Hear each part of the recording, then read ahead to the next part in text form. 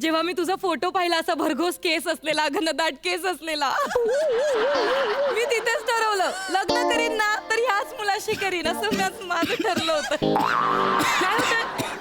काय होतंय तुला? तू बरा आहेस ना? काय होतंय? मी पाणी देऊ का? काय म्हणजे ठसका? काय झालं? काय झालं? नाही नाही काय राहू दे आता, दूध नको.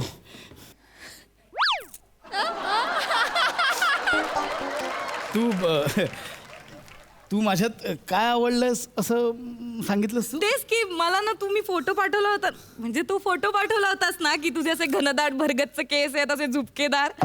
मी तिथेच पसंत केलं. म्हणजे माझं ना ठरलं होतं आणि माझं ना स्वप्न होतं, मी ज्या मुलाशी लग्न करीन ना त्या मुलाचे केस असे भरघोस, असे असे असे असे घनदाट पाहिजेत, असे काळेभोर असे पाहिजेत.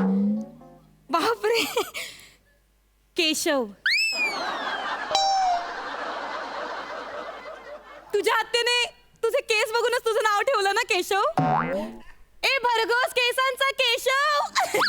नाही नाही तसं नाहीये ते. मी लहानपणी दही खूप खायचो ना, म्हणून ते कृष्णावरनं माझं नाव केशव ठेवलंय. हो का? पण ते केसांवरून ठेवलं असतं तर समीर ठेवलं असतं.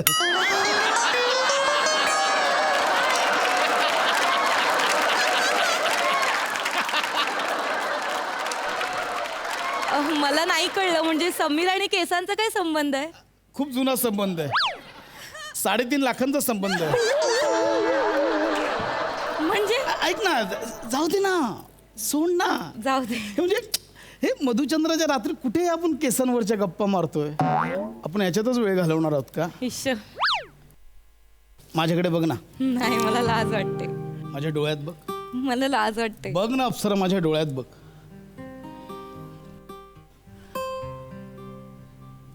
माझ्या डोळ्यात बघ.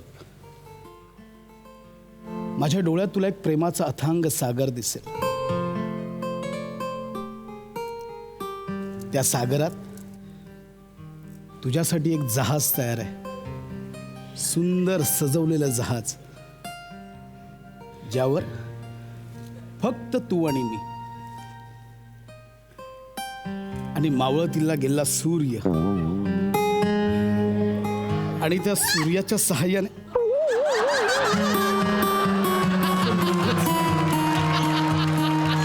आपण दोघंच त्यास